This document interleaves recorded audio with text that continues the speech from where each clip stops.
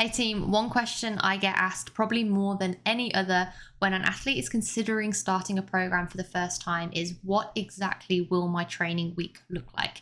How many classes am I doing? How much programming should I doing? What's the optimal time that I need to be spent doing external work to meet my goals? So let's assume that this is you. You might be stagnant in your progress at the minute. Perhaps you've reached a roadblock with your gymnastics, your Olympic lifting, and you can't seem to progress past this point. And you've recognized that the class-based structure in your gym that you're currently following, or the program that you're currently following, isn't enough anymore to get you to where you want to be, and that you've decided it might be time for you to start a program. However, this is a huge change. It's a massive leap of faith into the unknown. Maybe you've never considered a program before. You don't really know how training on your own is going to look. You're also not really sure if you want to give up your classes or your program because you like them and you like your friends and you like your coaches, and you're just not really sure what that would actually look like for you if you were to take that leap of faith. My aims for the next 5 to 10 minutes are to run you through different examples of athletes that I coach that come from different ends of the spectrum of do lots of programming work to do very little programming work. And hopefully you can relate to someone that I'm talking about in this presentation, and that's going to give you a really clear visual of what your training week might look like if you were to start a program and to start prioritizing working on your gymnastics, working on your Olympic lifts to fill the holes that you currently have. So generally speaking, I coach 3 types of athletes, and these types of athletes relate to what percentage of training they do on a program, my program, obviously, that I'm talking about, and what they do with their current class structure or external program that they're following. So type A athletes that are on the left-hand side of the screen, these are athletes that do a very small amount of programming work with me. So they train 1, 2, maybe 3 days on a program, 30 to 60-minute sessions. So their overall training time could maybe be an hour to 2 hours a week. Now, these athletes are in this bracket because either they have quite a narrow focus on their goals, so they have 1 or 2 things that are very specific that they're working with me to get, and they're happy with the rest of their training and they want to continue with their classes or whatever else they were doing.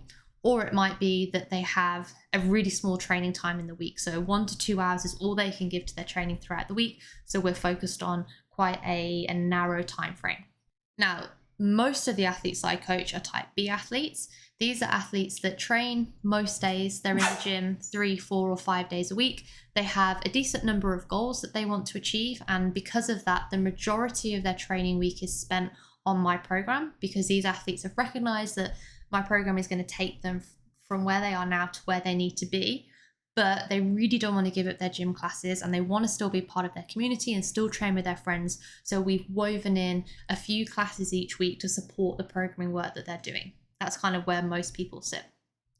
We also have athletes on the other end of the spectrum that solely do the programming that I give them and they don't do any classes at all. Now, these athletes might be in this situation because they are very results driven and they care a lot about hitting certain goals and they don't want to use any other time in their week on anything else. They just want to focus on getting those goals. They might also be in this situation because they have a home gym or they train from a commercial gym space and there aren't any classes available to them. So all of the time that they're in the gym training, it's on this program. So there's people on a huge spectrum of very little, a good mix, and all programming. And I'll run you through some examples now of each section.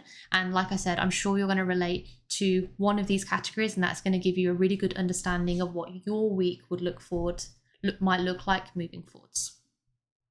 So my type A athletes, there's 2 reasons that you might be a type A athlete. One of them is that you have a very set or specific number of goals. There's many people, for example, that I'm coaching at the minute who are with me because they want to gain a bar muscle up. And for whatever reason, their current training is not meeting that requirement. They've been stuck in that skill for a long time and they just want some extra work to really focus in and hit this particular skill or particular movement. You also might be a type A athlete if you don't have much training time in the week. You're a very busy person, you've got a million things going on, maybe you're off running marathons or you're doing other stuff outside of your gym and you're only actually in the gym for 1 or 2 days. So 2 different ways we can arrive at being a type A. And here are actually 2 examples of that as well. So on the left-hand side of the screen, we have the lovely Sim. She came to me and she has 2 goals that she wanted to achieve. She wanted to improve her technique and her overall capacity with her clean because she didn't think she moved very well and she really wanted to work on it. And she wanted to hit toes to bar because she hasn't been able to do the skill for a long time, but she's been close for a long time and it's been annoying her. So she loves her classes. She still does a healthy number of those in her own time, but she really wanted some supplementary work to work on 2 specific things. So she's with me 2 days a week. Holly, on the right-hand side, she actually has heaps of goals that she wanted to work on. However, for lots of different reasons, Holly can only be in the gym for 1 day a week, maybe 2 days a week. So we needed to condense our focus right down and work on her main goals, which are a kipping pull-up and a toes-to bar, and do those really, really well on the reduced timetable that we had. So these type A athletes, their schedules typically look like this. So more often than not, there's a bit more of a favor to classes than there is to programming, or maybe there's an equal split, but there's not generally more programming work than classes. So here, for example, we've got 2 training days. We start off with the program, we do the class second. This one is the same kind of thing. We do a mixed day. These are athletes that are tagging on this programming to their class, and then they go in on another day and just do a class on its own. Another example, we do class 1 day, program the next day, class 1 day, program the next day. This is what Sim does, except she keeps going on and does some more classes here. So a few different examples of how type athletes weeks might look. Like I said, most athletes that I coach are in the type B bracket. So these are athletes that have a moderate number of goals, but very importantly, they have a moderate training time to match that. If you've got 5, 6, 7, 8 goals that you want to be working on, that's awesome. And you can totally do those, but you need to have a decent number of days to back it up with. So these athletes, good goals, good time, but they also don't want to give up their classes or their community. But what these athletes have recognized is that the program that I give them is going to be directly targeting their goals, their needs, and where they're trying to go. So the majority of their training week comes from the program, and then we sandwich in as supplementary work classes. So this is going with the mindset of the program's the main thing and the class is the supplement. Whereas sometimes for type A athletes, it's the other way around, where the classes are the main thing and the program is the supplement. So that's kind of the key difference between your A's and your B's. So some athletes that I'm working with at the minute, which follow into this type B category, we've got Millie on the left-hand side of the screen, She wants to work on lots of things. She wants to learn some new skills from scratch, for example, her butterfly pull-ups. She wants to increase capacity in certain skills with a toes-to bar and a handstand push-ups. She also wants to get a lot stronger and work on her Olympic lifting technique. So a big number of goals. Same thing with Belle on the right-hand side of the screen. She wants to learn some skills from scratch as well. So her ring muscle-ups and handstand walking. She wants to improve capacity in others, like her bar muscle-ups, and she also wants to increase her strength and her snatches. So 2 different athletes with a wide number of goals who don't want to give up their gym's community. So typically speaking, it will be these bottom 2 sections here, where in their training time in the week, the majority of the time is on a program, and then there are some classes. So this is a 4-day split where this athlete is doing 3 programming days with 1 class. This is a 5-day programming split with 3 days and 2 classes, or it could be 4 and 1, same thing. You can do this in the same way as the type A's, where we do a mixture of both on each day. It really depends on what open gym times your gym has and when you can get there and when the classes are available. So a lot of these logistics are decided for you, but here are just some examples of how it might work. Now, finally, we have our C-type athletes. Same idea as athlete B's.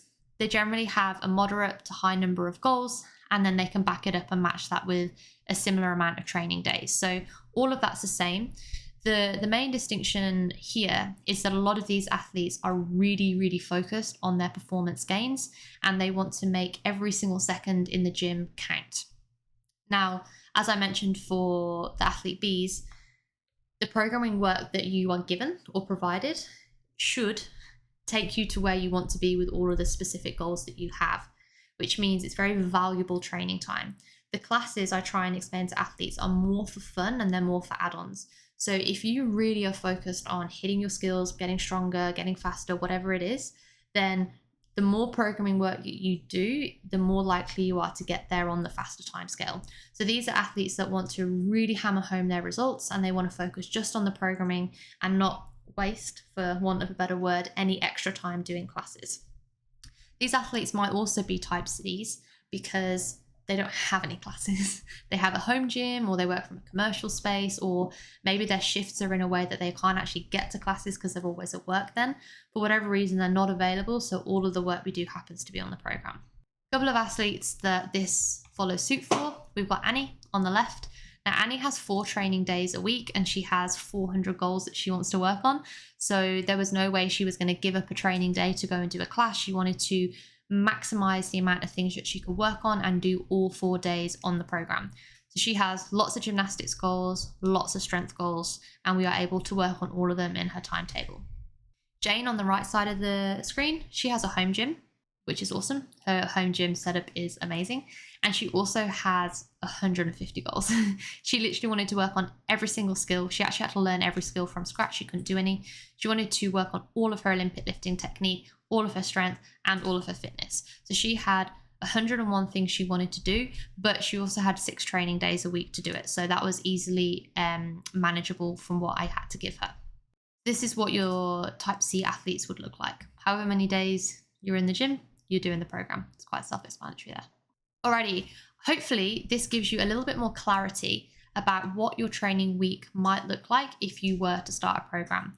Everything I spoke about in this presentation was quite generic. I was coming up with rough examples, and your training week might look different because your schedule might dictate that. But hopefully it gives you a bit more awareness of the goals that you have, and the time that you have directly affects what your week will look like. So if you can start answering some questions yourself, such as how much do I want to do my classes? Do I really enjoy them and do I want to keep them in, or am I happy to scrap them? How much time do I have each week to train? And how many goals do I really want to work on? Once you can start answering those questions, the actual makeup of your week becomes quite easy for me to dictate. Alrighty, should you have any questions at all, then you can always message me on Instagram. Coach_Briscoe is my handle. Happy to have a chat about anything that you would like, and I will see you on the next video.